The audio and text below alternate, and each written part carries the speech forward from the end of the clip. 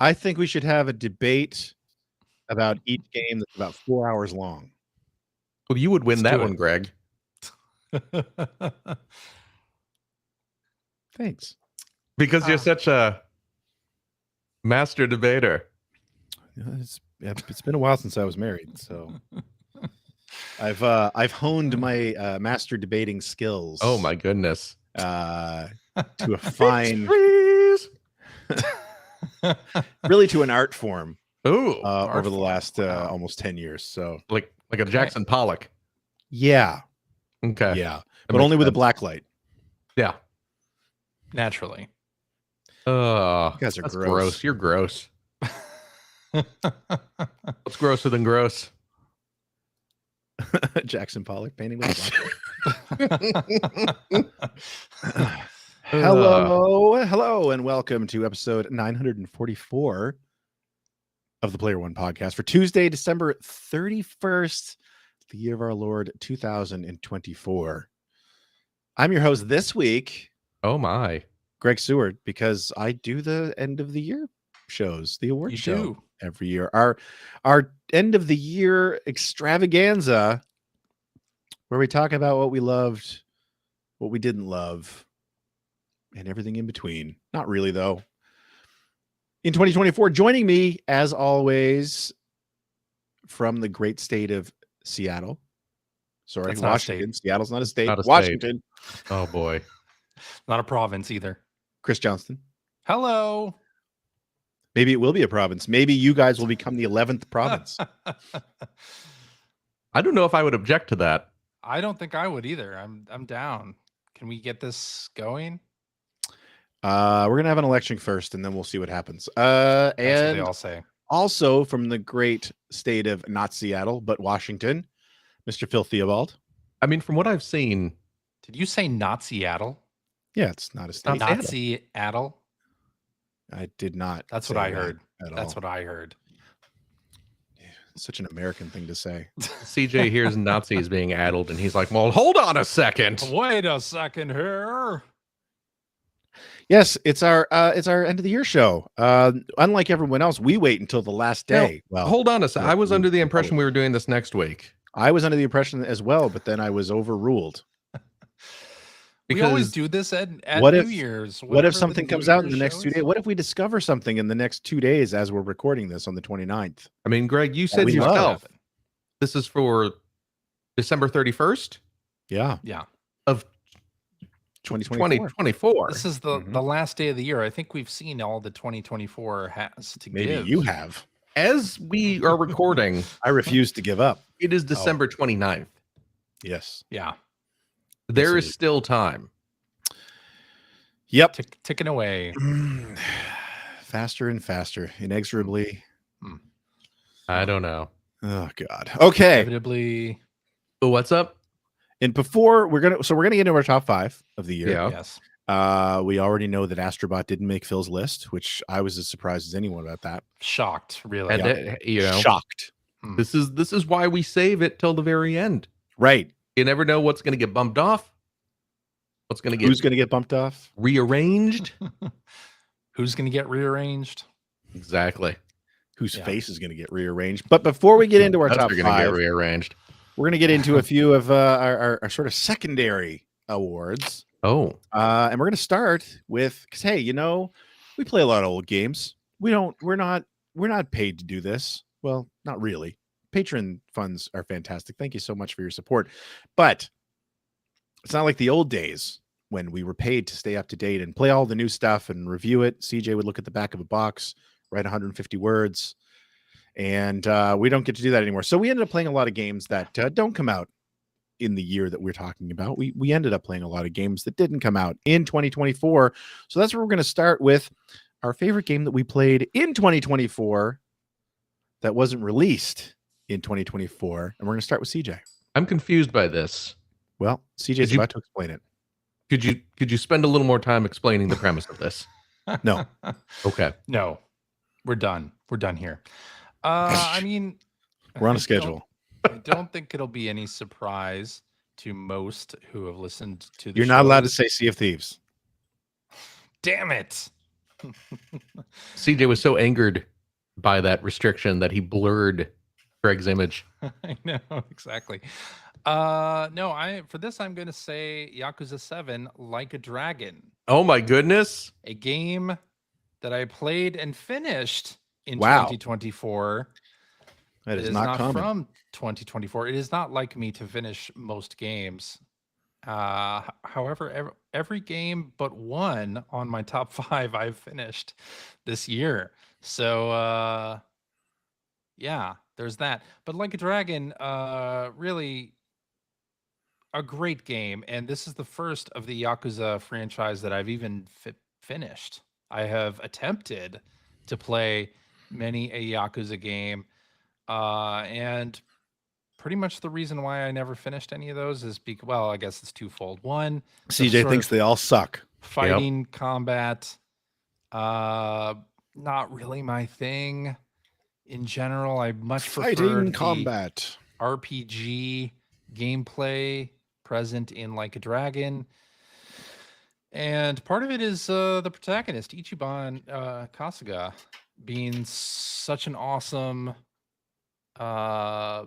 just headstrong individual, always wanting to do the right thing, kind of a Yakuza knight in shining armor to the unfortunate, the misfortuned, and I just really loved the setting, really loved the characters, really loved the gameplay, including the business simulator, which, yes, I of course watched a YouTube video on how to successfully make Boo. millions and millions, billions of yen doing it, but it was necessary, really. I wouldn't I don't think I would have enjoyed it as much without knowing what the hell I was doing. Maybe you can say that about most video games, That's fair. but yeah, Like a Dragon, fantastic game. Really, the first time the franchise has gotten its hooks into me, and I love the weirdness of everything and the characters. Like I said, I had started playing this over cloud gaming, but didn't really dig into it until this year, and then flew through it. And I didn't do all the side quests and missions, but loved every second of it. And then immediately played the next game. And then, of course, I stalled out when it came to Infinite Wealth. But I think that's all right for now. Maybe I'll play Infinite Wealth in 2025, and it will be my game played in 2025, but released before, that I liked the most. So we'll see. We'll see how that all shakes out. But yes, my answer is Like a Dragon, Yakuza 7. That's pretty good. Phil, what about you? My favorite game that I played in 2024 that was not released in 2024 is Sea of Thieves, Bullshit. which I have been secretly Uh-oh, CJ's working blue again tonight. getting into. Bullshit. I didn't I wish. I wish. didn't want to tell CJ about it because I knew he'd make it a whole Be thing, overbearing and I about just was it. Yeah, you'd be like on the schedule. I- Yep, always and it'd be like, overbearing oh, about let me show you how to. And I was just like, I just want to sit back. I want to enjoy it. I want to learn at my own pace. Uh-huh. I don't want. Uh-huh. It's Yakuza Like a Dragon. Is it really? Of course it is. What do you? I really hope your guys' lists for everything are exactly the same the whole night. Why would I you think don't- it wouldn't be? I don't think it will be, but we'll see. Wasn't I the Yeah. one who like started this whole Yakuza chat? Did you? Maybe you did. I think I did. I think I don't recall. I You are a believe I trendsetter. started playing it and was going on about how great it was, Yeah. and then you were like, "I say this Phil. I want to fellas, be cool like Phil. He's got some good ideas." I should get back to that game that I started. Exactly. You're welcome, CJ. Is what Oh, I'm trying to say. Okay. All right. No, I same boat as CJ. I've attempted is the wrong word. I love the Yakuza games.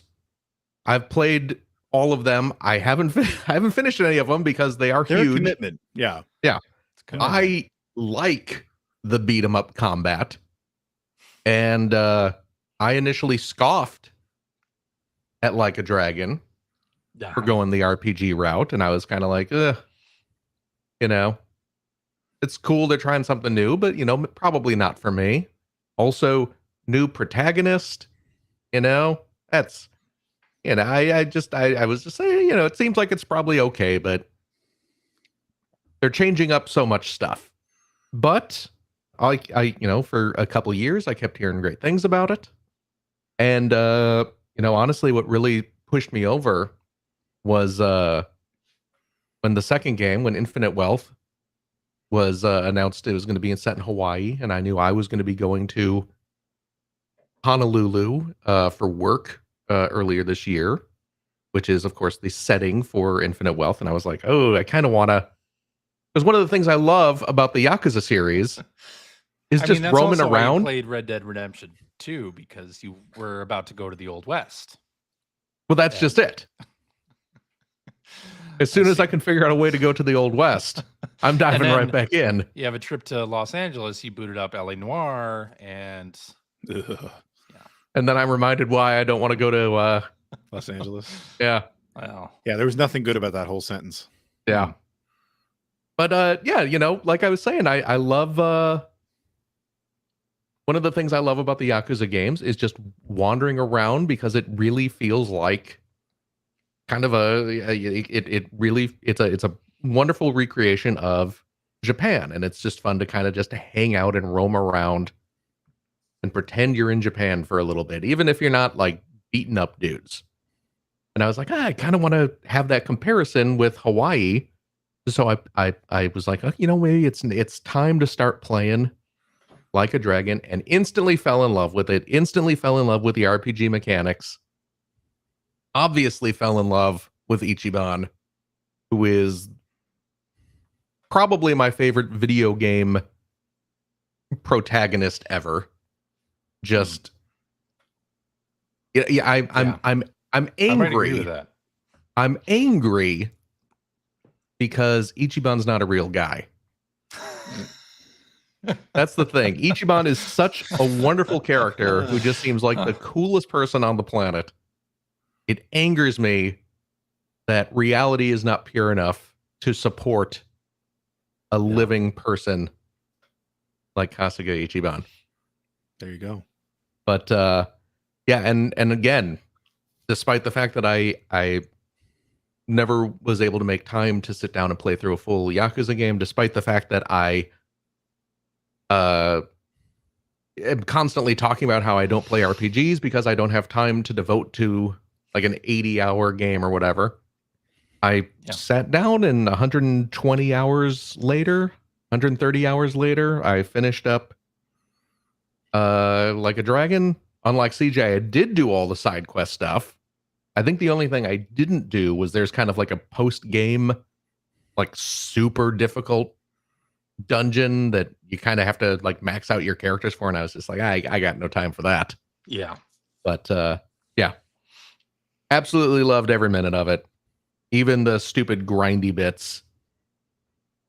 And just because it meant more time with my boy Ichiban. You'll notice I'm wearing my Matsumoto Shave Ice shirt today. Which is, of Very course, nice. It's got Ichiban on the back.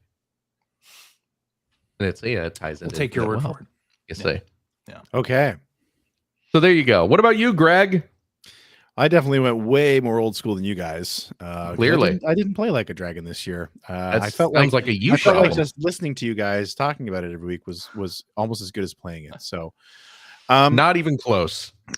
there was another game that's been on my backlog for a very long time that I ended up finishing this year because I was streaming it, and that was Popful Mail on the Sega. Yes. And the reason that I probably would have finished it either way, but one of the main reasons that I ended up finishing it this year is because I was playing using a patch, the Unworked Designs patch, which we talked about on this show previously, where that game is sort of a cute little like 5-hour sort of Metroidvania style game.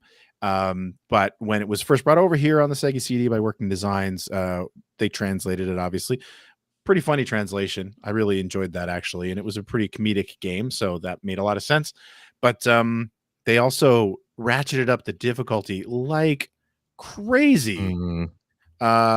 Which I kind of always, I mean, I knew that they'd done that back in the day, but I kind of always suspected that the game probably wasn't meant to be as difficult as it ended up being. And so the patch that I used reset all of the different settings back to their factory settings, as it were, and the game became extremely playable and a lot of fun and very enjoyable. So I ended up playing through it, and I'm so happy that I finally did, because I really did want to experience the whole thing. I wanted to experience Working Design's translation of it, but not at the difficulty level they had set up previously. So that's the one. That was the one for me. Hooray. 2024. So let's move on to our biggest surprise of 2024, video game related surprise of 2024. And CJ, we're going to start again with you. Again with me. Well, all right. My biggest surprise this year, maybe it's no surprise to people who have listened to this show, but I'm going to say Concord. And the reason why I think it's the biggest surprise is sort of threefold. First of all, the outsized negative reaction to the initial trailer and every piece of marketing around the game, and the absolute hate and disgust that a lot of people in the gaming community have had for this game. Misplaced hatred and such for this game. So that's the first surprise. Second surprise is that a AAA video game in 2024 can be pulled in 2 weeks after just 2 weeks out there. That's shocking to me. And I think it's scary. I think it's absolutely frightening. I think everybody in the industry is scared shitless about having a game fail, flop, whatever you want to call it, to this degree, especially one that is backed by first party. Like, that's the shocking thing, right? And then thirdly, that actually it's a pretty good game and I really liked it. And was sad, very sad that it went away in 2 weeks. Just looking at you, I get the vibe that you care I about Concord. I care a lot about Concord, you might say. You should really get that stitched to the top of that shirt. Just like CJ's wearing a Concord shirt. And a hat. This is and, first well, I of thought there all was an a Care Bears official hat, isn't it? this It's a is Care Bear hat, yes. This is an official Concord t-shirt, official Sony licensed shirt with a logo that is way too small for the shirt, by the way. I received it and was like, this is your Concord shirt with the They're trying to be artsy. I don't know what it's about. Yeah. Minimalist. And yeah, I have a Care Bears hat on because Facebook advertised this to me relentlessly. They relentlessly advertised Care Bear trucker caps to me. And I was like, you know what? Facebook knows a lot about me. They must know something that I don't. I have to order this thing. Okay. So, but anyway, back to Concord. Take note, Facebook advertisers. Right? CJ is a stone cold mark. I am an easy mark. Oh my especially goodness. when it's just as relentless as this was. Look at that. Where was I? Yes, Concord. So yeah, the outsized hatred of it, to the point where people who were streaming it would have people popping in the chat just to shit talk the game. Yeah, because the internet. Look, I apologize for that, CJ. I meant nothing personal. Yeah, and I mean, after that initial reveal, it just never was able to shake off the stink of, lots of internet hate. And so shocking on multiple fronts. As somebody who's in the industry, I am positive that people who are going to be launching video games, or especially multiplayer shooters in the future, are scared to death of having any possible same reaction to their reveals or announcements, or even being compared to this game. So, I think Sony has tried to brush it under the rug, act like it didn't happen.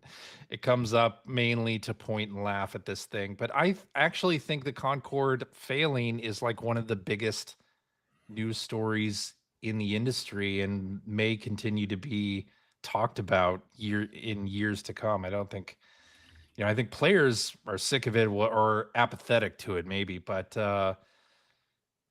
yeah, I think it's going to be more influential than a lot of people think. More influential than the game itself.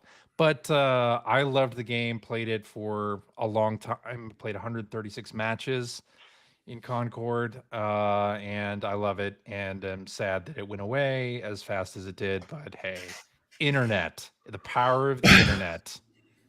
You get that hate on, and it was just impossible for even a first-party game to crawl out from under that. Yeah. All right. Well, that was depressing. Phil, Yes. you have something a little more uplifting to talk about for your biggest surprise of 2024? So here's who died this year that really shocked me. We're doing disappointments in a minute, so let's try to keep this upbeat. Okay. Here's who died this year that was a big surprise. I'm worried about CJ's disappointments after that was his surprise. I know, right? My biggest surprise this year was the launch of the Electronic Gaming Monthly Compendium Kickstarter. There you go. Something very positive that I did not, I never expected that we would ever see such a thing. Yeah. It was obviously a huge success, which is not a surprise. I'm guessing they were probably a little bit surprised at how successful it was, because boy, that campaign just went crazy. But it did. Obviously, the three of us have pretty strong connections to EGM from many, many years back. And I know we all loved working at that magazine and its various spin-offs and sister magazines. But I never expected that there would be any sort of retrospective compendium sort of celebrating that magazine's history, just because that's not something we've ever seen from a video game magazine. So to see it not just, to have all the whatever issues they had to work out behind the scenes to get such a thing off the ground, and then to have it be such a huge success, and to see all the support, and being able to get in touch with all of the, or as many of the former editors as they can to help contribute to it. It's great. I'm so delighted by it. The fact that it exists in itself was very cool, is very cool. But it's been extremely gratifying to see how successful that Kickstarter is. And I mean, we're not even directly involved in the Kickstarter, obviously, but no, it's just nice to know, because, while we all worked there, we knew that EGM was one of the most, if not the most popular at times, video game magazines in North America. Yeah. So it always felt great to be part of that and to be really proud of your work, but to see how many people backed that. Yeah. Back the idea of getting a book that's all about the history of that publication. That feels pretty amazing to know that it clearly had an impact. Well, especially since, so often these days, that kind of the work we did for that, and indeed the work that any game press person does is at least by the people in charge seen as disposable. Absolutely. The fact that now more than ever, I think, but yes, even back then. Game Informer gets shut down, and it feels like within minutes the suits have scrubbed the archives and just wiped them clean, never to be seen again. Never existed. Even even thinking back to like Ziff Davis, when we moved from Oak Brook to San Francisco, Yeah. remember we had a giant room that was just chock full of back issues Full of history. that they literally hauled out to the dumpster. Yeah. And just, Yep. hundreds upon hundreds upon hundreds of old issues of EGM, old issues of Expert Gamer, EGM2, PlayStation, all the magazines. Just threw them all away. Hi, Finn. There's my kid peeking his head in. He's a big EGM Compendium fan too. Yeah, but yeah, they just didn't even bother asking if anyone wanted those old issues. Maybe you want to haul them out yourselves for your personal collections. Just pitch them in the dumpster. So to see that kind of attitude being turned around, and no, let's actually go back and celebrate and get all these issues properly scanned, and they're gonna they're building the website archive so people can read all of those again. Just beautiful work. I can't wait. Yep. Yeah, same. Same. That was a good one. Thank you, Good one, Greg. Phil. That was very uplifting. Thank you. I appreciate that. I am nothing but a positive influence on this Wait show. until I We'll see. get to my biggest disappointment. You're gonna be uplifted by that. The surprise is that CJ's biggest disappointment is Phil. I mean, get in line behind my mom. We talked to her. Yeah, I figured. For me, I was a little bit more directly video game related here, and I'm just gonna say Nintendo, and especially the games that they announced this year that I didn't have a clue were on their way.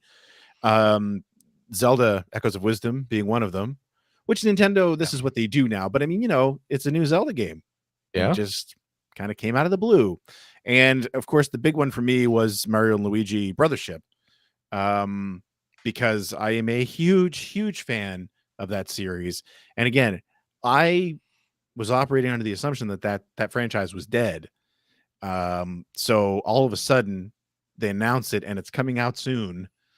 I mentioned this on the show at the time. Was it a direct that it was announced? Anyway, I was shaking when that announcement happened. I kind of recognized it, but even then I was convincing myself, like, that's not what this is.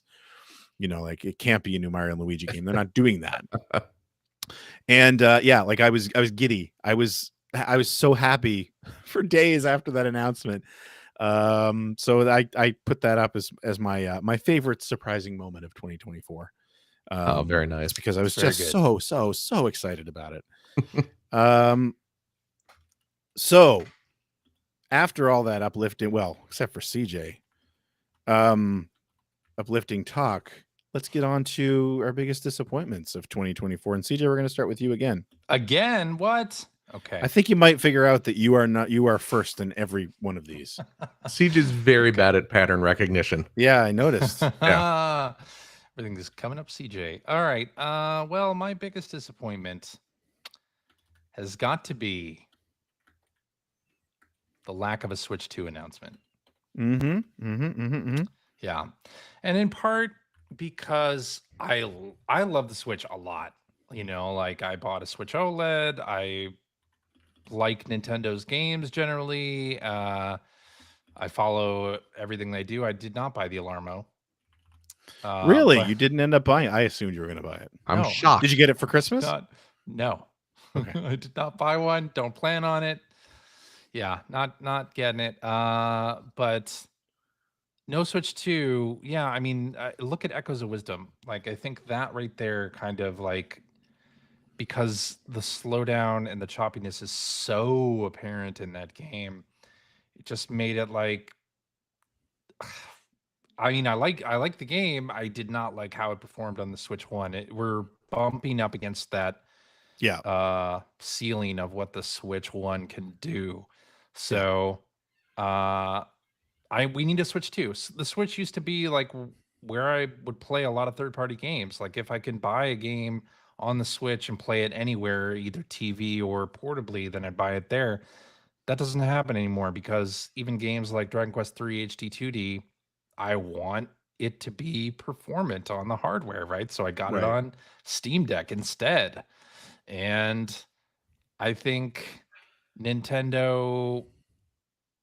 I mean, how long have we been talking about the freaking Switch 2 announcement? 2 years at this point? Like, when is it going to Yeah. happen? And it's always some insider says, oh, it's going to happen now. And it doesn't. At this point, I don't want the football to be yanked away. I want to see a Switch 2 announcement in 2025 merely because I want to get some of these smaller games on the Switch where I can take it, I play it on my TV, or I can, take it to another TV, or like play it portably, handheld. I do that a lot. I play a lot of handheld Switch. I want better Joy-Cons. You know, I don't know that we're getting that because the leaked pictures of all of that don't show a different form factor for the Joy-Con. They are pretty much the same form factor. So, but yeah, they need to announce it. They have to announce it. Biggest disappointment of the year that they didn't. That's fair. Phil? My biggest disappointment CJ. is the fact that CJ didn't pick Concord as his biggest disappointment. I wasn't disappointed in it. If anything, You're just surprised. Oh, I was just the disappointment, of course, CJ, would come from it being yanked off the market. Well, I thought that was kind of the understood. I mean, I was disappointed in that, but apparently not most disappointed. What the fuck were they going to do? They had a game that completely flopped. The fact that they pulled it and refunded everybody's money, they had to do that, right? So I'm not disappointed. I'm glad for the 2 weeks I had with it. Oh, look at that. That's very beautiful. I'm wistfully thinking of all the fun matches I had. That's very sweet. Yeah. My biggest disappointment of the year was the Plucky Squire. That was almost mine too. Now wait a second. Almost. It was let's not relitigate this. We have a lot of show to get through. It was in contention. Let's just say. For as much as you were defending that game, while I was saying, "Hey, it turns out that's actually not very good," and now you're like, "Oh, that's kind of my biggest disappointment." You're kind of right, Phil. Yeah, that's right. I am. I had been looking forward to that game for what, years? I believe it was announced a couple years ago. Yeah, me too. Looked beautiful. Looked exactly like my type of game. I loved the gimmick of it. The whole, going into and out of the book. Some really clever ideas. And then, oh my gosh, they're giving it to us for free with PlayStation Plus. Yep. What could be better? And it turned out a better video game could have been better. Yeah. We've heard me go on and on about this in our episode where we all were playing Plucky Squire. I've finished it. I played through it. But I was not enjoying my time with it, and I was confused and angered by that because, again, the whole time I'm sitting there playing it, all I could think of was, I really want to be enjoying this. This game is stunning to look at. Parts of it feel so clever, but it did not come together in the end, and it was just a big bummer for me. So sorry, Plucky Squire. I know they just updated it, but too little, too late. I already finished that game. Anyway, Greg. Understood. My biggest disappointment this year is also a game, and sadly, it was Mario and Luigi Brothership. The game that I was the most excited about, not going into the year because I didn't know it existed. Right. It wasn't my most anticipated. So, like I said previously, a few minutes ago, was so excited about this. One of my favorite franchises of all time. So happy it was coming back. And boy, after a couple hours, I was ready to never touch it again. It missed the mark in almost every conceivable way. The gameplay was boring. The writing was boring, which is has been one of the series' strongest elements. yeah. Has always been the writing. It's legitimately funny. I actually went back and replayed the beginning of a couple of the older games just to think, like, am I just looking at these with rose-colored glasses? But I mean, I went back and played the original Game Boy Advance game, and as an example, I mean, it's so ridiculous right off the bat. Within the first few minutes, Princess Peach is speaking in bombs. Every time her text box comes up to say something, everything drops out of the text box and blows up. And that's the whole catalyst for the whole quest. Like that, it sets the tone. And this game didn't come anywhere close to that at all, even after a couple of hours. The gameplay, they decided to do this weird island-based level thing that just didn't work for me as an RPG. You were just hopping from level to level instead of sort of exploring a world. To get to those levels, you had to play this extremely boring mini game, which mostly meant you were sitting there waiting for your ship to come around within range of another island and doing nothing while you were waiting for that to happen. There was just so much wrong with it. And I have a tendency to bounce off games pretty fast, even games that I've paid for, not just the stuff that's on streaming services. But I put it down pretty quickly and just didn't feel compelled to pick it back up. And a friend of the show, Scoop Joey, actually, I believe he played through it, and we sort of conversed about it a few weeks back, and he basically confirmed, like, it doesn't get better. If anything, it gets worse. So yeah, went from my happiest surprise to my biggest disappointment. With Nintendo announcing it and releasing it so quickly, it was a bit of a roller coaster. So sadly, yeah, biggest disappointment. All right.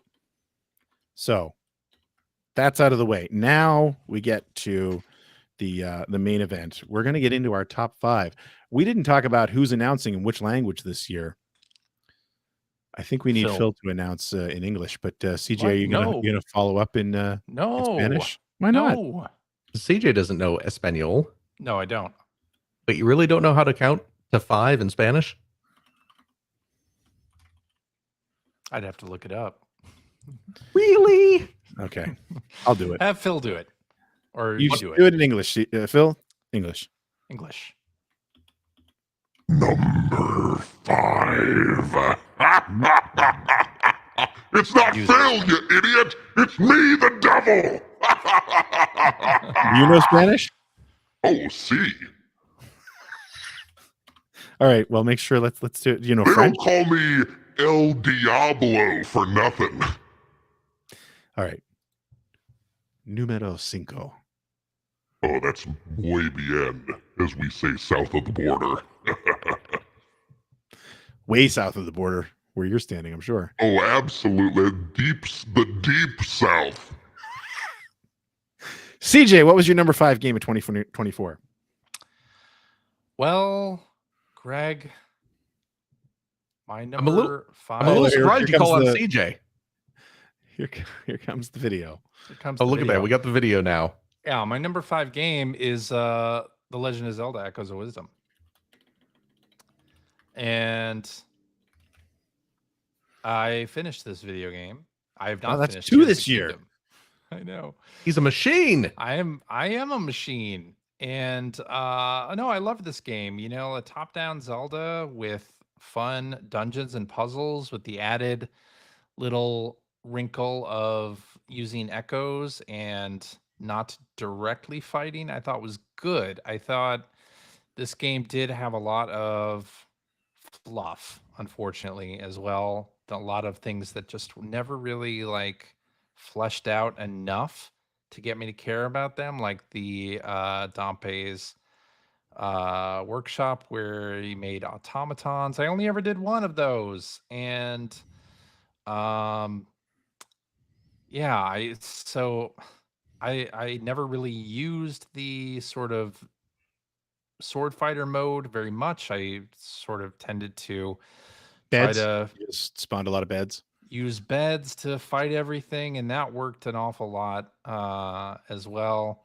I think I made puzzles that were a lot simpler, more complicated by trying to overthink them. That happened a lot. But in general, no, I liked the freedom of the gameplay in this, and I liked the exploration, and I liked the top-down view of everything. I did not like the performance of this game on the Switch. I thought, man, this could have been great on better hardware, or why isn't Nintendo optimizing their games more? This is so unlike Nintendo. But I really enjoyed the gameplay, and so it is my number 5 game of the year. Right in that meaty part of the list where it's at the very end. My top 5 list. CJ and his meaty ends. Okay, Hmm. Phil, how about you? Number 5. Take a bite. Meaty.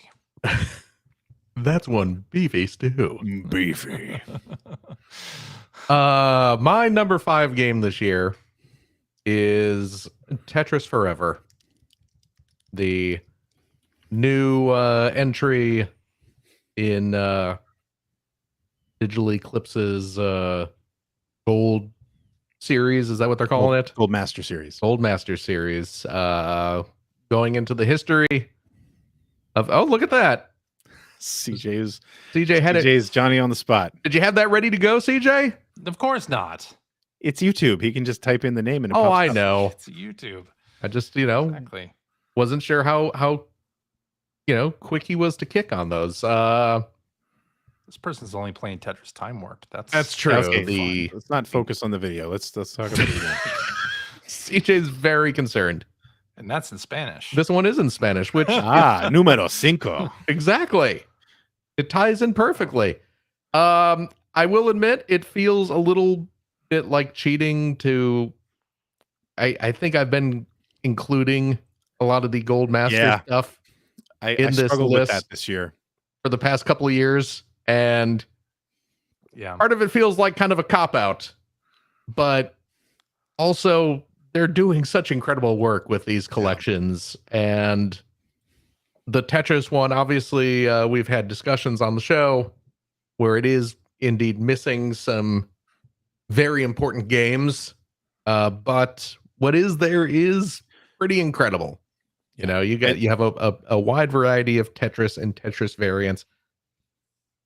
Obviously, the documentary that I think is the best they've done. is wrapped around it is, and it's pretty clear that they are getting better and better at that particular aspect of these collections.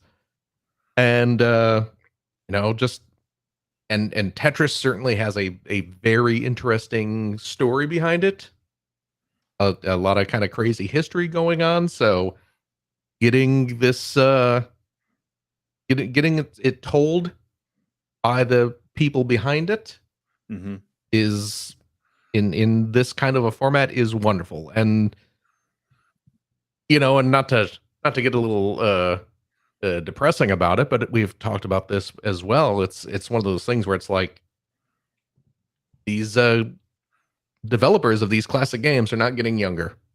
No, so exactly. Yeah. If you can get them involved in documentary collections like this sooner than later, then please do, because these are stories that are very interesting, that really deserve to be told, and no one's telling them better at the moment. So agreed. Tetris Forever makes it onto the list. It's a good pick. Thank you, Greg. So I'm going to tell you something, CJ, about your number 3, Echoes of Wisdom. That's one of not my my runners number up, 3. Or your number 5. Sorry, one of my runners up for most disappointing. Numero 5. One of my runners up for most disappointing. I oh got my tired of Zelda goodness. about halfway through. But yeah, that being said, my number 5 is Tomb Raider Remastered. Oh, DJ frantically typing into YouTube. Yeah, I can hear him. Darn right you can. So Tomb Raider Remastered is a collection of Tomb Raiders 1, 2, and 3, and it's not like they aren't remakes so much. Well, I guess they were technically remakes, but they play almost exactly like the original games, just with, I think, upscaled textures. Hmm. And a little bit of improvement to gameplay, as far as being able to use analog control if you want to, but still have the tank controls, which those games were built around, was using tank controls over sort of a grid area, basically a 3D Prince of Persia that was way better than Prince of Persia 3D at the time. And I got it because I am a Tomb Raider fan. They had already done the Tomb Raider Anniversary edition years and years ago. Crystal Dynamics did that, and it was fantastic. That was a complete reimagining of the original game, modern reimagining of the original game. And when I got this, I kind of got it because I thought, hey, this is kind of a cool thing that they've done. Why not? And I don't think it was very expensive, if I remember correctly. But anyway, I turned on the original Tomb Raider, which I count as one of my all-time favorite games, and did not stop playing it until I finished it. Which is the reason it made it onto the list, because I have to say there were very few games released this year that I felt that way about. So yeah, that makes it my number 5. Loved every second of it. I've got no time for Tomb Raider 2 and 3. I was never a huge fan of those games anyway. This, for me, the entire package was all about the first Tomb Raider, and I was super happy to get to experience it again with a few modern trappings, but still, have the nostalgia of playing the original game. Like I played it on my Saturn. I played this game on the Saturn, not the PlayStation, because the Saturn version was better. So, yeah, my number 5, Tomb Raider Remastered. That means we're moving on to number 4. Number 4. Numero 4. CJ. Yeah. What's your number 4? My number 4, Greg, is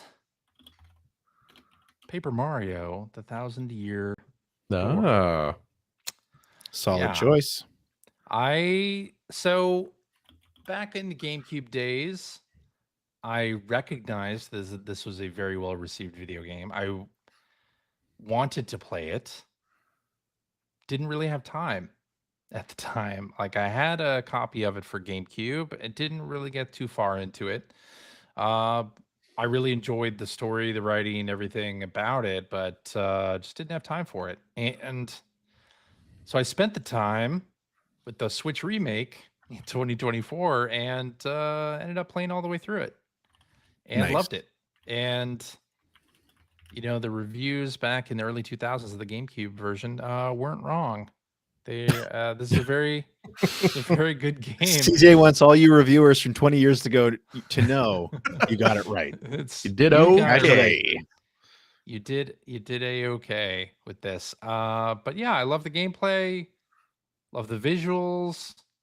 I can't really speak to the remaster job they did, because I thought Paper Mario ThousandYear Door looked good anyway on GameCube, but this, looked great to me anyway.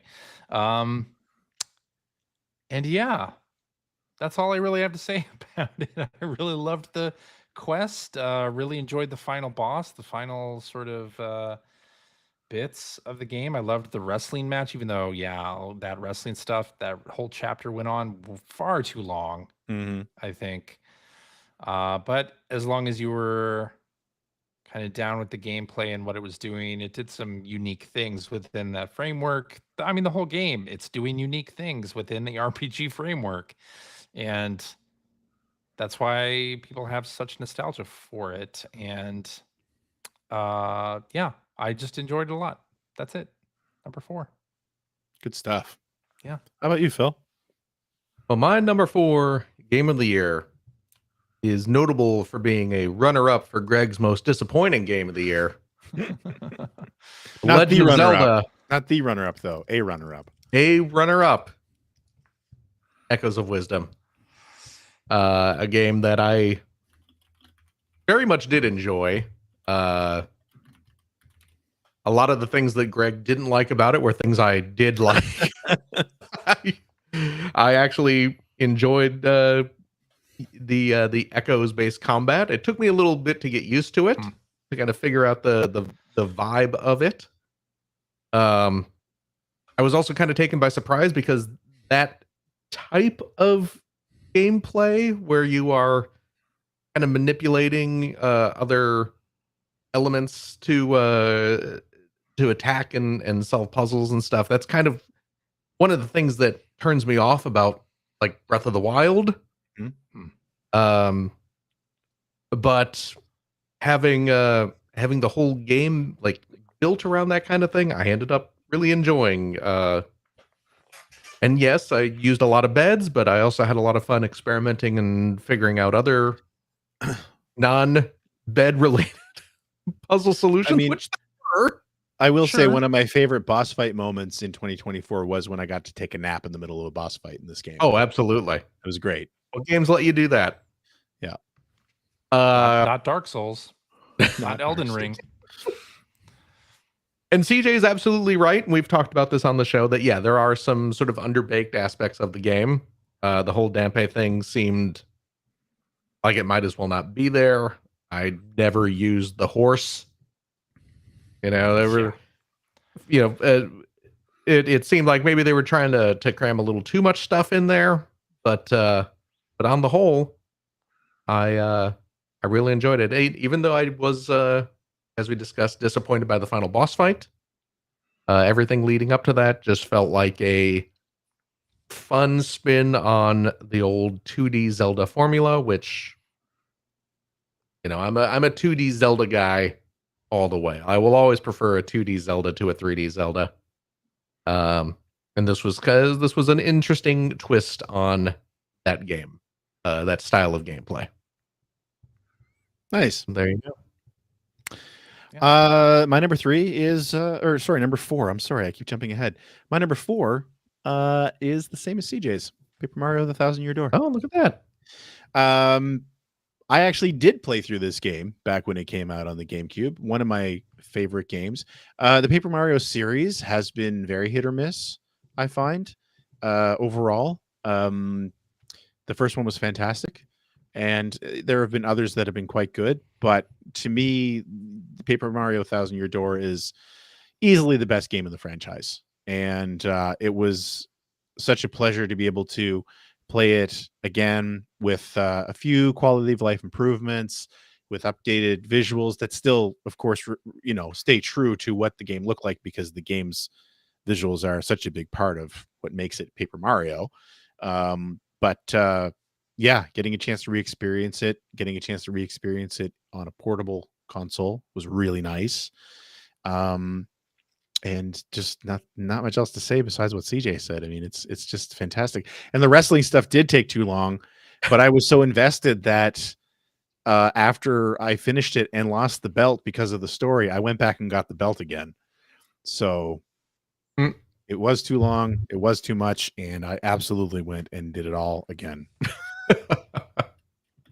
So that moves us on to number 3.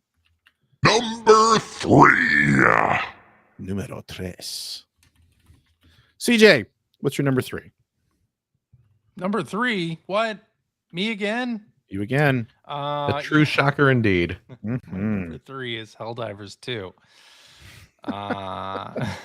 This game kind of came out of nowhere for me and for a lot of people. I think for almost everybody. 2024. Like, I had not played the original Helldivers. I thought the trailers up to its release looked incredibly generic, but there's something about watching streamers play or some of the clips that were shared on social media that made me want to play it. It's like a co-op shooter against bugs, like very Starship Troopers-esque, and especially with this sort of satire of propaganda and fascism and all of that stuff. Like, I felt it was hitting the right notes for me at the time. And it's a truly unique co-op experience. You know, you select a mission to go on and you hop into it with friends or strangers and go destroy bugs or machines, or apparently now the Illuminate are here on Super Earth. And although I have not played the latest update, But the way that this whole game is structured, where they have a sort of overarching game master that is plotting where the narrative, where the story is going, and what areas of the galaxy are going to get invaded, and what needs to be liberated, and I just think the whole thing just really worked for me in a way that most shooters don't, and most co-op shooters don't, and just the wild cinematic things that happen while you're playing, just absolutely amazing. And the cosmetics are great, like their commitment to the community is great. The regular updates and war bonds that you can buy all optionally, to get more cosmetics and weapons and cool things to do in the game, just awesome. This one, a complete surprise that I even, like it this much, but I really did love all the games that I played of this, with our good friend Mike, who I think I ended up buying this game, a copy of this game for him. I was like, let's try this. And he's like, what? Another, another half-baked multiplayer game? And I know he still plays this with friends online like every week. So yeah, Helldivers 2, a fantastic game. One of the success stories that has to smooth over that Concord situation for Sony. But it's a game that I don't think anybody expected to do well, and I love that kind of thing. Like when we can get games that nobody expects to do well that suddenly take off, and I feel like that's a thing that happens more and more these days, where like the thing that everybody expected to do well didn't do well. That happens a lot too. So yeah, I love Helldivers 2. I wish you guys would try it, because I think you guys would have a lot of fun with it. Especially, I think Phil, this is a shooter that you might actually like. Yeah. I have to say, like, this game reminds me so much of Fortnite, not from a gameplay perspective, but just speaking as someone who's not super interested in actually playing it. Yeah. It's been so fascinating to watch it from the outside. Yeah. And by that I mean like how they've marketed it.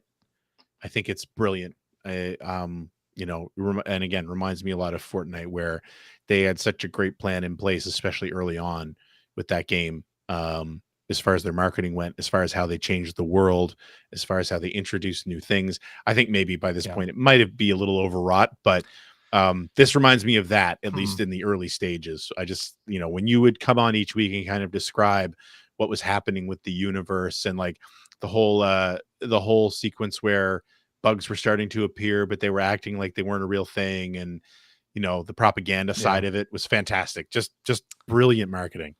Well, I'm gonna take issue with that for a moment here by saying, too bad. I think a lot of it was, the internal way that they ran this game. Arrowhead Studios ran the live service end of this game. I don't think Sony marketing or PR had anything. Yeah, I guess I at all should. to That's do what with I should that. be saying. Yeah. Like, I think Sony marketing and PR probably didn't expect this game to do very well. And by all indications, it wasn't going to do that well. I mean, it was going to do fine, but it wasn't going to like be a huge hit. It was no Concord. There's no Concord. Exactly.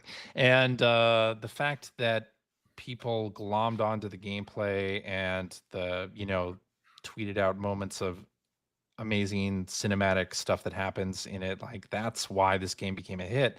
And the fact that Arrowhead like planned it very much apparently like the first game. The first game has this exact same setup where it's a galaxy map and different things happen within it, and different alien factions show up, different mission types show up. Like that was all planned, I'm sure, because that's how Helldivers 1 is. And I didn't know that until playing and loving Helldivers 2. So, the fact that resonated with people, I think, is almost an accident. It's not It's in spite of the marketing. It's in spite of the marketing. Yeah, exactly. And the fact that Sony didn't have any like Helldivers 2 merch or a special CJ and his edition merch. controller Yeah. until the Game Awards, whereas they had a Concord controller and they had Concord merch at launch. They should have been focusing more on Facebook ads. Speaks to where they thought this was going to land, and the fact that it did so much more than that is fantastic. Continues to be fantastic, and I hope Arrowhead. I wish them all the luck in the future. I think they're a fantastic dev. They are using a middleware solution that it's not Unreal, it's not Unity. It's like this language or this framework that like hasn't been used to make modern games. Like they've adjusted it in ways of made it do things it's not built to do, and they made this hit game out of it. So I think it's a great success story and a great game that I think you guys would like if you tried it. All right. I'll be honest, CJ. Yeah. And I know this game's very popular. People love this game. People do. So I cannot speak to anything. But I've been watching this video this whole time you've been talking. Yeah. And wondering how you could possibly imagine this would be my kind of thing. I don't know. I mean, the gameplay in Echoes of Wisdom wasn't your kind of thing either, and here we are. All I'm seeing is just, well, I mean, right now we're on a purple planet. Purple planet. That's definitely an upgrade from the planet of brown fog that turned slightly gray. Well, let me of a tell minute you, ago. All right. We got to move on here, guys. Come You know on. I'm not reason going to play why- it, CJ. Your love of Dynasty Warriors and mowing down hundreds of historical figures in Chinese history makes me think that you would enjoy mowing down bugs. in This a looks like similar fashion. EDF, but without personality. There, I said it. I Wow. think this has a lot of personality, and you like EDF. That's exactly sure it's great. Another reason why I think you would really like it. I'm sure it's great. People obviously love it. Yes. Anyway, Our 2024 award show where Phil shits on CJ's choices. I all I'm saying is it doesn't look like a type of game I would get into. All right, Phil, what's your number 3? Well, this might shock you. It's Helldivers 2. I knew it. I gave it a try. Bring the video back up, CJ. With best friend Mike, and although I feel bad, he told me he didn't have a copy, so I bought him a copy as well. Yeah, Mike's known to do that. Seems like a kind of a grift. That must on be the his copy part. he tried to sell to me. Yeah. My number 3 game of the year is Like a Dragon: Infinite Wealth. Of course, they could tappa. You should have had that one ready to go, CJ. You had to have known that was on the list. Infinite Wealth, of course, the sequel to CJ and my favorite game we played this year that wasn't from this year. The continuing adventures of Kasuga Ichiban. This time, he's personal. taken away from his homeland of Japan to beautiful Honolulu, Hawaii, where he gets involved in a whole new crazy plot involving religious cults and giant Roomba robots and all sorts of all the crazy crap that you expect from a Yakuza game. And of course, he teams up with Kiryu, the star of all the previous Yakuza games. And there's some really good dramatic moments. And we've obviously talked a lot about this game. But yeah, it's just a lot of the stuff I loved about the first Like a Dragon gets carried over here. There are moments where I've laughed. There were moments where I cried. There were moments where I did both of those things within about a 30-second span of each other. Just a fantastic video game. So I am 120. Oh God. What's that? How many hours did you spend playing Infinite Wealth? Oh yeah, probably about another 120. I'd have to look it up again, but it's about that. And yeah, same thing. I played through it again. I did all the little side quest stuff, other than like any sort of post game super difficult things. But yeah, And there's so many little kind of side quest type things in this, as is the norm for these kind of things. You know, there was a parody of Pokemon Snap you could do. There was kind of a crazy taxi style delivery mini game. Just so much, and it's all fun to do, and it's all just wacky and adds to the personality of the world of Ichiban. So Yes. I hope you find time to go back to it, CJ. I would like to. Yeah, I would really like to. I hope you do. Okay. But there you go. All right. My number 3 for 2024 is Neva. Never what? by Neva. What, are you just not going to tell us? Neva. Never going to tell us? Never gonna get it. Never gonna get it. Oh, I get it. By Nomada Studio. Of course, this is the team that previously made the game Grease, the John Travolta vehicle, and I loved that game. So I was really looking forward to this one, and I was not disappointed. It's not the same kind of game exactly. It's absolutely gorgeous, and the thing that really struck me about this game was, and I had to find this out afterward, but of course, there's no dialogue at all in the game, but it manages to tell a really compelling story just via short cutscenes between the little pup, which is, I believe, where the game's title comes from. That pup's name is Neva. When you start out, it's a situation where you have to sort of protect them and help them because they're babies. They're a baby. But as the game carries on and each level is based on seasons, the pup grows and becomes a little bit more independent and a little bit more helpful, and to the point where they actually become part of your offense. When you're sword fighting in the game, it actually intertwines with the little animal that companion that you've got, and I couldn't put my finger on it when I finished the game, but it had a profound effect.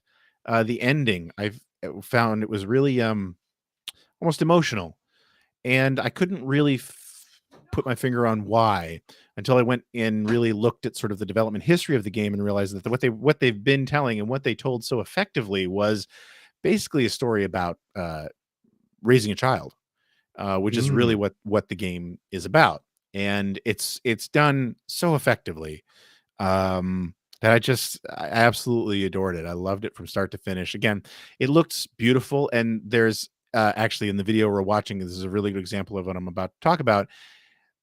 The pacing is fantastic, and they're not afraid to put you in situations where literally what they want you to do is just sort of take in the scenery and the sound. And As like, Grease did the same thing. yeah, as you're like running through a field and there's a mountain in the background and there are animals everywhere, and it's a beautiful game. I really, really loved it. So yeah, that was my number 3. I should play Awesome. this game. You really should. It does not take long. I get through it. enjoyed Grease, you know, and I mean, yeah, obviously not the same studio, but you know, this kind of game gives me like Journey vibes. Yes, absolutely. And I absolutely adore Journey. Yeah. Yeah, I should pick this up. Yeah, you should. I really, really recommend it. And it won't take you much time. Okay. Get through it. It's a very short. So okay. So with all that said, let's get to our runners up. Number 2. Oh wait. Let me summon the Dark Lord. My goodness. I'm back. I had to go take a leak. Sorry. Okay. What? Oh, it's Greg who doesn't go pee. Number 2. Numero 2. I think we all know who's going next. CJ. Oh, me? Wait. Our What? very own CJ? I was not expecting this at all. But my number 2 game of the year is Mini Shoot Adventures. Nice. Oh. This is one I have to add to my list. Yeah, Mini Shoot Adventures. It is a small indie game made by I think a team of two developers, and this is, I guess, best described as a sort of top-down Zelda style game where the controls are more like a twin stick shooter, and it's a bit of a bullet hell game as well.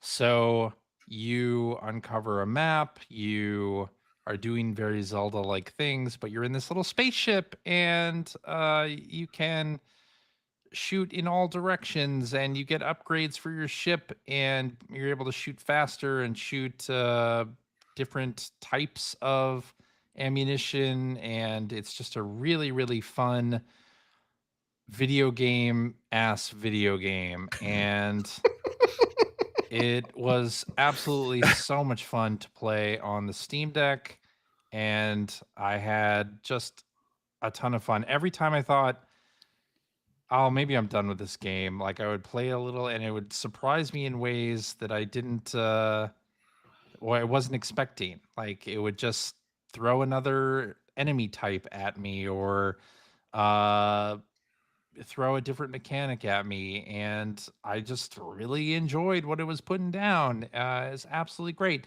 and it has some really nice accessibility options as well. If you're not into bullet hell, you can tune some of that stuff down. You can make it so that your primary weapon locks on automatically to enemies, and you can kind of tune everything to exactly the way you want, right? And it's just a fantastic game. I loved it. I loved every minute of it. And I think once this game, it is only on Steam at the present time, but this would be amazing on Switch, and this would be amazing on Switch 2. other platforms. This would be amazing on Switch too. It's a fantastic handheld game, and the fact that I played it completely through on Steam Deck, you know, Have they speaks to talked that. about doing console ports? I have not heard anything about a console port of this game, which is a shame because I think it deserves it. It's such a fun video game, and I think anybody who enjoys Zelda style games or even twin stick shooters would love Mini Shoot Adventures. It is just such a surprising game. It almost reminds me of SteamWorld Dig in some ways too. In some of the things that it does, it doesn't have any narrative at all. There's no dialogue in the game, but there's a lot of like cute sounds that your ship makes, and that the people that you save make. It's a really good game. Yeah. Excellent. Phil, how about you? You know, it's funny. This is not related to my number 2 game, but it's funny, CJ, you mentioning SteamWorld Dig. I actually, in the past week, I played through SteamWorld Dig again, just top to bottom. It's so good. But it's amazing. I love the SteamWorld Dig games. What happened was I had turned on my Xbox. I was going to play some Indiana Jones. And then You saw the icon? I saw the SteamWorld Dig icon because when I re-upped Game Pass to play indie, I saw that the 2 SteamWorld Dig games were on Game Pass. So I was like, oh, I'll download those again just to have them sitting there. And then I was about to play indie, and then I was just like, oh, nah, I just want to play SteamWorld Dig. Yeah. SteamWorld Dig. And I'm enjoying indie, but SteamWorld Dig's right there. So I ended up playing through that and then starting up SteamWorld Dig 2, which is both great games. Is such a for as much as I love SteamWorld Dig, boy oh boy does that feel primitive next to SteamWorld Dig 2. Yeah. But anyway, my number 2 game of the year is Astrobot. Is it really? I'm only saying that because CJ pulled up a video before I got to say what my number 2 game was. CJ apparently deciding things for me. Wow. He's right, though. I knew it was going to be here somewhere. He was correct to bring it up. My number 2 game of the year is indeed, thank goodness you're here, a wonderful, bizarre, hilarious slap-former adventure brought to us by Panic and Cole Supper is the developer for that one. That's a great name. Did you guys not play this? No. I played the demo during Steam Next Fest. That's what it was. Intending to play Okay. the final game. In fact, I do own this game. Yes. And it is on my Steam Deck. I just have not gotten around to it. It is such a weird, charming, laugh out loud, silly game. It's short. You can plow through it in 2 hours if you're kind of rushing it. Certainly it's not going to take you any more than 3, and that's if you're kind of being really kind of lazy about it. But it is just a nonstop, goofy, is supremely British. It is very much that kind of style of humor. If you've ever watched Look Around You, which CJ is nodding his head, I know he's watched it. If you've ever seen, Never heard of it. oh really? Oh, No. Oh, Look Around You. It's a British comedy show from several years back. Peter Serafinowicz and oh gosh, now I'm blanking on the other guy's name who did that show, but Robert Popper. yes. I think it might be Robert Popper. It's Robert Popper, right? Correct. Yes. Yes. But it is there are 2 seasons of it. The first season is kind of a parody of educational shorts that they would show you in your class and things like that. And it's just absolute brilliant. And that kind of bizarre humor is absolutely what this game is all about. So yeah. If you like comedy, if you like laughing, absolutely play this game. It is just it's you wandering around this small northern England town attempting to help out the citizens who live there and just getting to know all the weirdos who inhabit the town, and jokes come a flying. So absolutely love this game. I played through it 3 times. And each time I still end up cracking up at usually things I've missed the first time around or the second. So, oh my goodness. I'll have to look at this again. Friggin' love, thank goodness you're here. It's so good. Anyway, that's it. All right. My number 2 for 2024 is Astrobot, Oh my goodness. which I feel like we're going to be talking a lot about in the next few minutes. So I'm not even going to say anything about it right now. Well, CJ, I mean, he's just going to cue up the video. There it is. So, yeah, let's talk about it in a minute because we'll move on to number 1. I'm just curious what your number 1 is now. I know you are. Where's Satan? I'm right Announce- here, baby. How about announcing number 1 for us How there? have you been? I'm good. Are you ready for the next one? I am, yes. All right. Ladies and gentlemen, it is that time. The time you have spent the last 12 months anticipating. Yes, indeed, it is time for the Player One Podcast's choices for the number 1 game of the year. Ladies and gentlemen, number 1. Numero uno. Look at that. CJ is your number 1 Astrobot. It is Astrobot. Yay! Phil is your number 1 Astrobot. Yay! Here we go. That's my number 2. Let's talk about Astrobot. Okay. What do you wanna great say about it? game. I want to point out something I want to point out. We are all aware that Astrobot received the Game of the Year at Video Game Awards. the Game Awards. Mm-hmm. And one thing, as I was watching that ceremony, and when the game was announced, the thing that really stood out to me immediately and reinforced why I love this game so much. Go back and watch the Game of the Year announcements from the past few years, and like, what, like Elden Ring or whatever, whatever game wins. Baldur's Gate 3. Yes, there you go.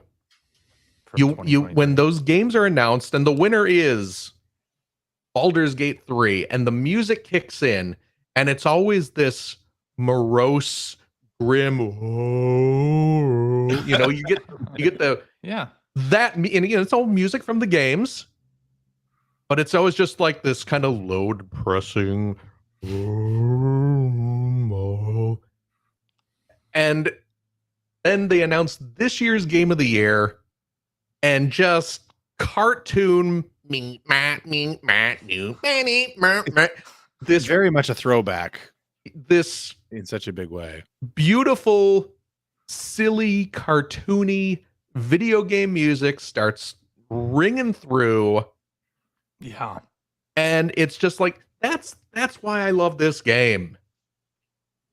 This is and you're looking at it. Look how bright and colorful it is. It's a beautiful game.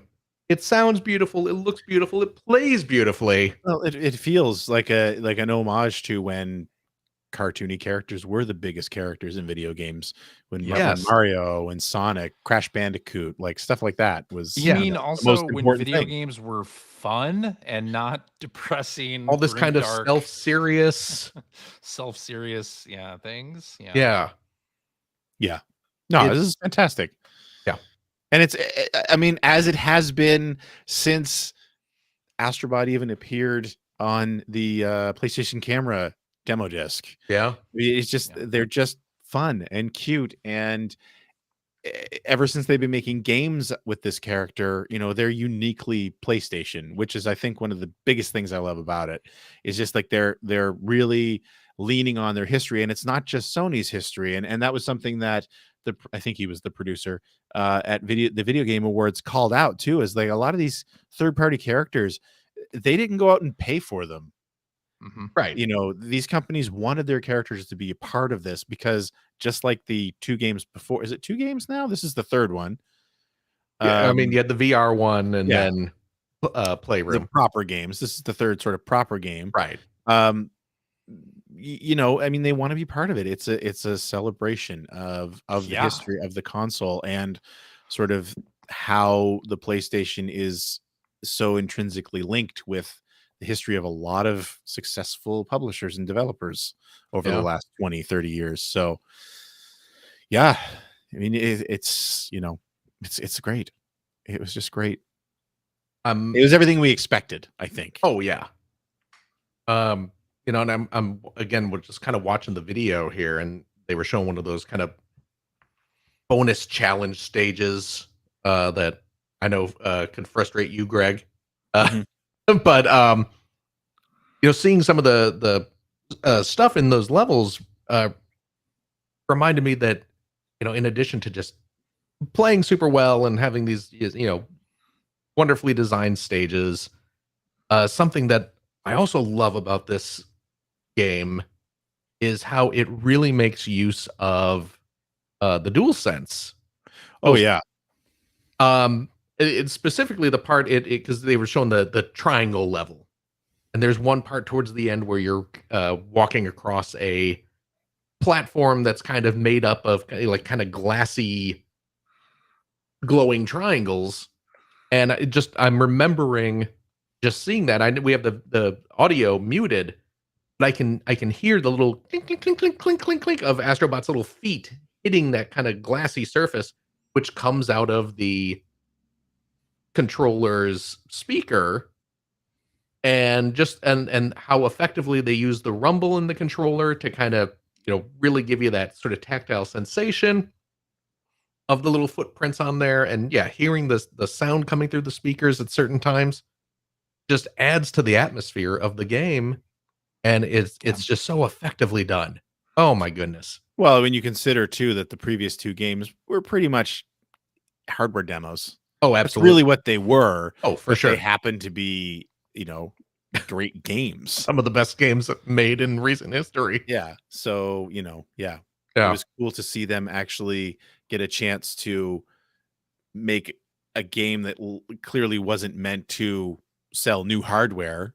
Right. But they still sort of stayed true to those roots, as well as just created a fantastic platformer. Yeah. And I feel like this one too is, like sort of Helldivers, this one, while I know all of us were excited about it, I feel like this one also kind of came out of nowhere, even though everybody loved Playroom and, the VR game, everybody loves that too.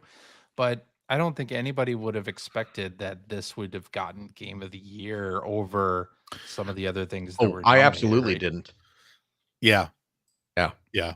And the fact is- that I it mean, did, I think, speaks a lot to just the How good it is. creativity and how good this game is, how well paced it is, how beautiful the graphics are, how much how the gameplay changes depending on whatever the power is that you're using, or if it's a tribute to Uncharted or God of War or Horizon Zero Dawn, like how the gameplay changes in Loco that way. Roco. Loco Roco, yeah, a lot of different PlayStation franchises. It's just a beautiful, beautiful thing. Like it's sort of all killer, no filler. Yeah. Wow, CJ. Look at that. Welcome to the morning zoo. I feel like in AAA games you can't say that as much. Can't say it about anymore. Indiana Jones. And I think it's important for games to be paced this well. Like, what did they cut from Yeah. this, right? Like, I love the fact that it's doing all of the things that it's doing, and it feels so fresh and fun, and you don't feel like anything's tedious. Like even this scene that they're showing now, like after you finish a group of levels, they have this thing where you're rebuilding parts of the computer or whatever, PlayStation 5. and the PS5, and it's all motion control stuff, and you're using the triggers to place things in, and it just, any other time that might feel really freaking tedious, but it doesn't in this game because No. of all the surprises about like putting this stuff together. Like it's fun to do it, and it feels rewarding, and it's to do imbued this with so stuff. much personality. I think Yeah. that's one Imbued of the with a things ton that of makes it personality. fun. Yeah. Good stuff. Indeed. It's a great game, and Oh, so absolutely. deserving of being number one game of the year. Second best game of the year. That's weird. Yeah. So what's better than Astrobot, Greg? Echoes of Wisdom. Whoa. I No, know I'm just that's kidding. not true. I'm just kidding. I'll tell you what it is.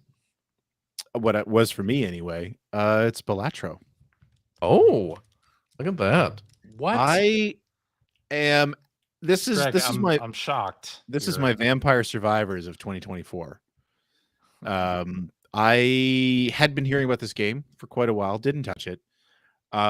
Because I mentioned this previously, I think on the show, and I know I've said it to people. It's like if you read the description of this game on like Wikipedia or on the marketplace or whatever, like every word is worse than the last. Like it's just not. It's a game that the description alone was enough to keep me from even looking at it. But I'll tell you the reason that I finally played it was because I found this year the games that I went into the year thinking were definitely going to be my top 5. Out of all those, Astrobot is the only one that really lived up to my expectations. And even through the year as things were announced, like Zelda, Mario, and Luigi, and Indiana Jones, I went into the year with really high expectations on as well, and it was a little bit disappointed on that. I was actually having a conversation with, and he may be watching, a guy that I work with who his YouTube channel is called Game Positive, and we were just sort of chatting and saying like, the games this year have not lived up to my expectations. And as we were heading into December, I'm thinking, what am I going to put on my top 5? Outside of Astrobot, I wasn't really sure. And then I had Neva as well. I was really, it's like nothing is really jumping out except for Astrobot. And I asked him what so far would be your game of the year. And he said, you should try Balatro. He was talking about how he really couldn't put it down. So that it was on my mind anyway. And then to see it in the discussion for game of the year at the Game Awards, I think really drove it home. And I mean, it was, pretty cheap to buy at that point. And so I did pick it up on the PlayStation 5. After it took a couple of rounds to really get it, because you are essentially playing poker, but you're not. It's all about deck building. It's all about buying perks, and it's all about leveling up different hands, and then also sort of dealing with random boss blinds, which just means that when you get every third round, basically, there's a different rule that takes effect, like certain cards are dealt face down, or certain card suits are debuffed and things like that. And it's just all about building this deck and upgrading your cards. And again, as I sit here describing it, it sounds awful. It sounds like something I would never touch. And again, it took a couple of rounds to get used to it, but it also does that thing where you're unlocking new elements, you're unlocking new jokers, you're unlocking new perks and things like that the game is building on itself while you're doing these different runs. And after 3 or 4 rounds, it clicked, and I understood it, and I got so into it that I kind of abandoned playing anything else. Went and got the mobile version, which I do not play games on mobile. I don't and I haven't for years. I play this on my phone any chance I get. Isn't this an Apple Arcade game? It It is. is. Yeah. Yeah. So, and I play it on my iPad if I have that with me, and I will pick it up. And last night I decided to do a run right before bed, which ended up lasting like 45 minutes, but it was actually great. It was the first time I actually completed a run with the starting deck, which I hadn't done yet. Because I just happened to put together a pack of jokers, which is the 5 cards that are at the top of the screen that are mults and buffs and that sort of thing. That just worked for me. And I think I ended up completing the whole run playing nothing but pairs and never discarding cards. Like, it was fantastic. I am so crazy about this game. Like I said, I feel the same way about this that I felt about Vampire Survivors the year that came out. It just, something about it speaks to me. It's different every time you play it. I have no problem sitting and playing. I don't even care when I lose. I just enjoy the experience of it. So when I sat down and really looked at my top 5, I mean, Astrobot is fantastic, and I meant all the positive things I said about it. But this one really caught me by surprise. And this one I keep picking up and playing more and more. And there's just a ton of content in there that I haven't even touched yet. So that ended up being, it was a last minute thing. I bought it after the Game Awards, the day after the Game Awards. And it quickly became my favorite thing this year. It is a Wow. great game. It is a really, really great game. Fantastic. This I is do another need to one try that, it. kind of came out of nowhere, right? And Yeah. people got addicted to it and love it, and it's on every platform pretty much now, right? And it's cheap. It's cheap, yeah. Like Vampire Survivors, a cheap, well-made game, And it's Canadian, which doesn't hurt. easy to get into, a low sort of barrier to entry. Yeah. I guess. Yeah. Especially if it's free on Apple Arcade. I mean, you may as well try it, right? Yeah, absolutely. Yeah, it's great. So yeah, that was me. That was my number 1 for the year. Wow. Nice. I'm surprised though, because you only started playing it like 2 weeks ago. I know. And it's your game of the year. But I'm thinking about playing it all. Like, when we're done the show, I'm going to do another run before I go When to you're bed. not playing, you're just thinking on about my playing. mind all the time. And I felt yeah. like, and you know, again, getting through these runs and learning when and how to use like the spectral cards and the planet cards and all this stuff, like it takes a while to figure it all out because it's sort of a balance between all these different buffs that you can find and using the right ones and kind of building up. Like, you know, what I've ended up doing lately is really focusing on a particular hand, because the whole poker aspect of it, I mean, it's clearly the main element, but like, you know, the whole idea of which poker hand is better in like an actual game of poker goes by the wayside pretty fast. And it's about, you know, powering up particular hands like like two pair or a flush or something like that, to the point that, you know, you'll look at the points you're going to get and the base multiplier you're going to get and realize that it's better to play two pairs than a full house and that sort of thing. And it's all based on just the deck you've built. It's fantastic. I love it. I love it so much. I'm so addicted to it right now. So yeah. Usurped Astrobot by a hair. I really went back and forth on this a lot, but I thought I for landed on sure Electro. we were going to be all three Astrobot number We were up until 2 weeks ago. Oh, jeez. one. Yeah. Yeah. But hey, I'm glad that you found this game and that you're enjoying it so much. I mean, what the hell?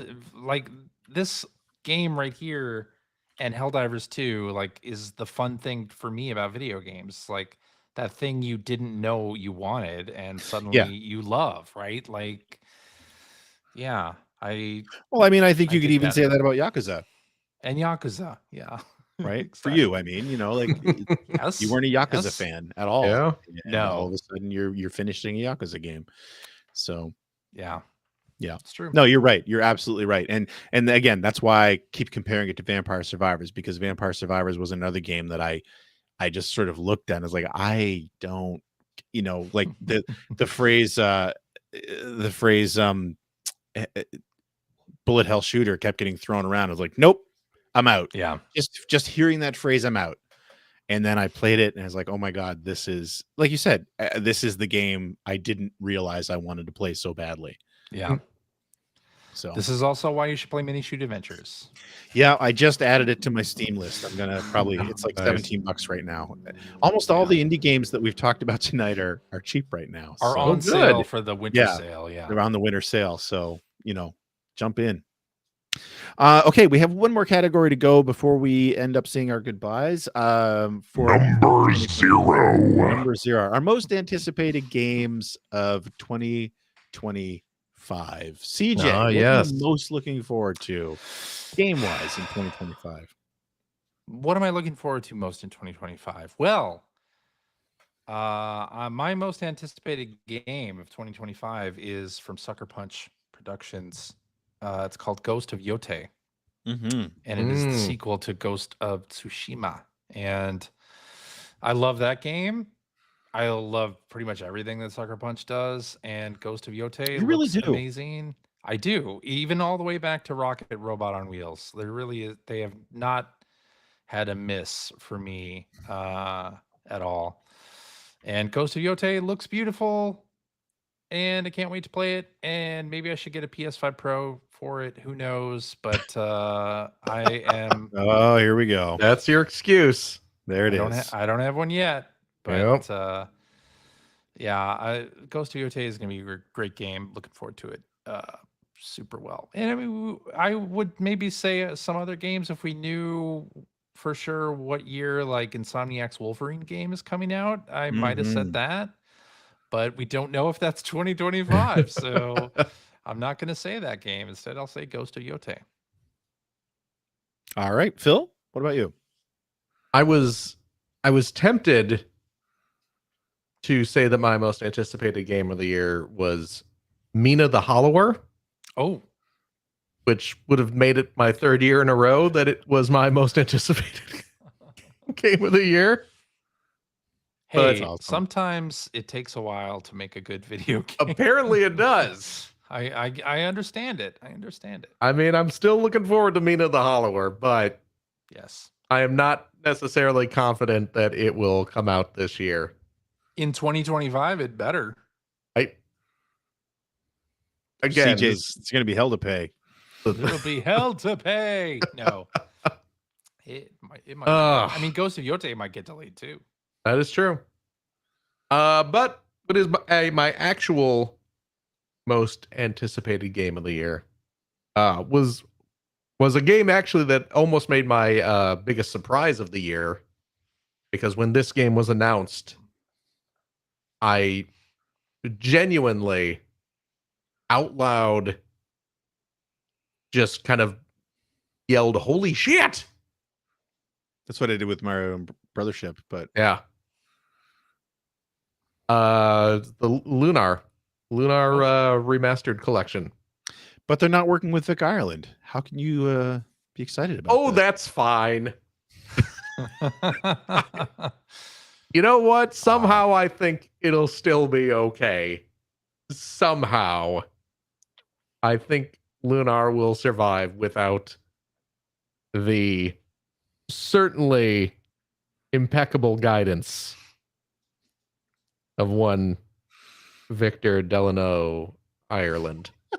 I think we'll be okay. I love Lunar. I love Lunar 2. Two of my favorite RPGs of all time. Mm-hmm. Played through them, of course, on the Sega CD back in the day. I played through them again when they were released on the PS1. And I honestly never thought we would see Yeah. these games resurface in any capacity. Yeah.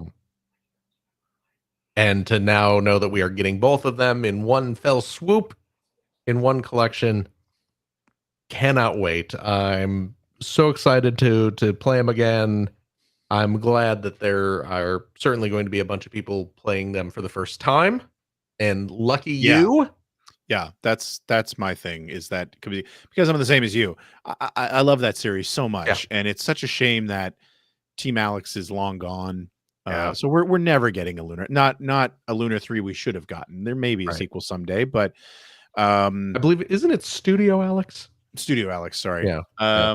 So yeah, giving people a way to play these games that doesn't require them to emulate, that doesn't require them to have old hardware. Yeah. Just to discover them, I think is going to be fantastic. I Yeah. really hope people. I also really hope they resonate with people the way they resonated with me in the early 90s. But we'll see what happens. Yeah.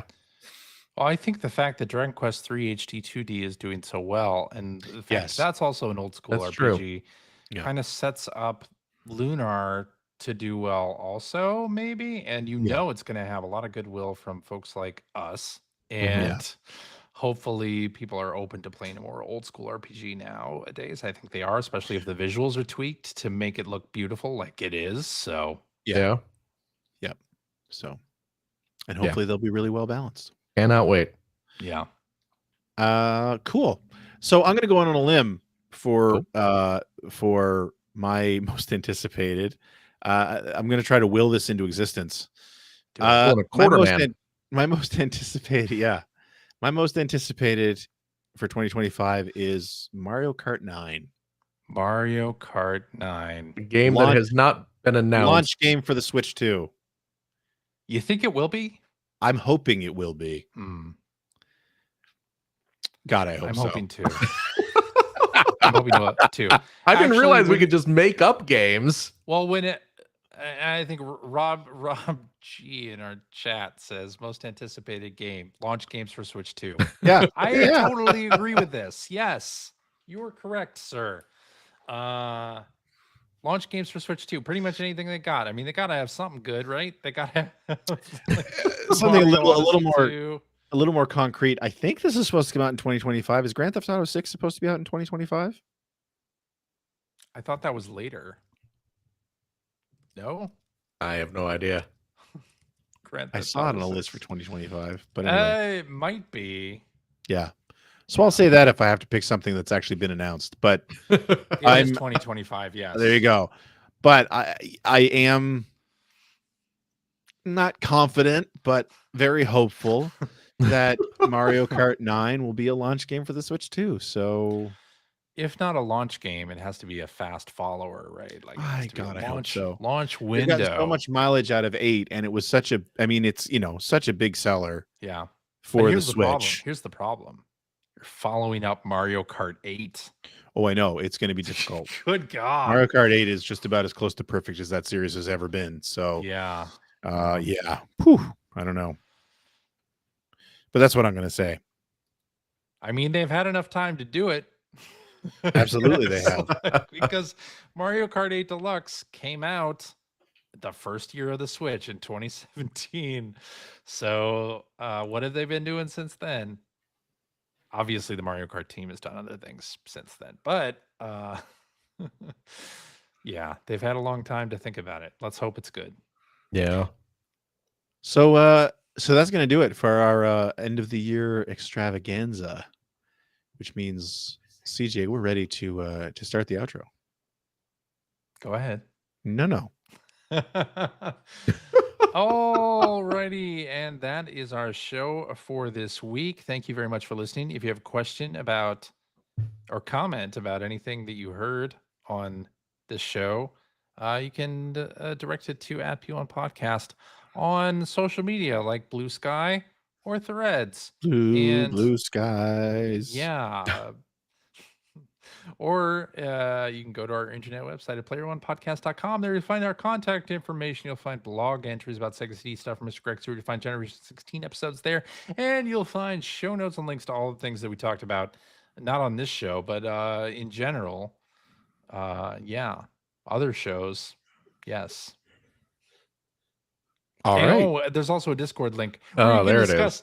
this episode with us and our other listeners. If you would like to subscribe to the Player One Podcast, you can do so by visiting player1podcast.com or by loading up your favorite podcast listening app. We're also on Spotify. You can like us on Facebook. You can watch video archives of our show on the youtubes.com/P1 Podcast, or you can watch us live most weeks. Typically, we record at 5:30 p.m. specific time on the Sunday evenings. So join us, so won't you? And I'll tell you what, if you like what you've heard, and how could you, head over to patreon.com/P1 Podcast. Throw a few shekels our way. After all, we don't get kickbacks from all the companies that we put on this best of the year list. Only a few of them. We need to offset those costs somehow. That's not true. Is it? Hey. CJ? No, not true. You're the one who would handle all that sort of thing. Not true. Not true. Okay. No. Your Patreon funds, of course, go to help keep the show streaming and all that those jazz. costs that come with a podcast. But I'll tell you what, friendos, we do appreciate your Patreon support, and as such, if you are a Patreon supporter of the $5 tier, Cheap. you gain access to a special weekly bonus episode. We record it right after this, where we play games, crack wise, having fun, doing all the stuff we can't do on the regular show. CJ, Yes. we are doing a bonus show this week, right? We are doing a bonus show. Oh, this yay. week. Do we have a game? We do it as an EGM review quiz from the January 2000 Oh my. issue of Electronic Gaming Monthly. A That is 25 years ago. quarter of a century ago, Jesus folks. Christ. My goodness. Okay. Yes. Please Look forward to it. I'll tell you what, if you have a couple bucks left over, why don't you go to patreon.com/Greg Stewart to help support Greg's outstanding, and it is outstanding, web series about North America's favorite runner-up, the Sega Genesis. Thank you, Phil. And if you are a supporter of the $3 variety, Also cheap. you get early access to all my videos coming this, well, maybe not this weekend. No. We'll see how far I get. I'm going to be doing a video about all the games that I finished Oh my. 2024. It's a pretty long video, but there's not Yeah? a whole lot of new stuff on there. Please look forward to it. I hope I get it done in time. So So do we, Greg. We believe in you. Aw. And we thanks. support you.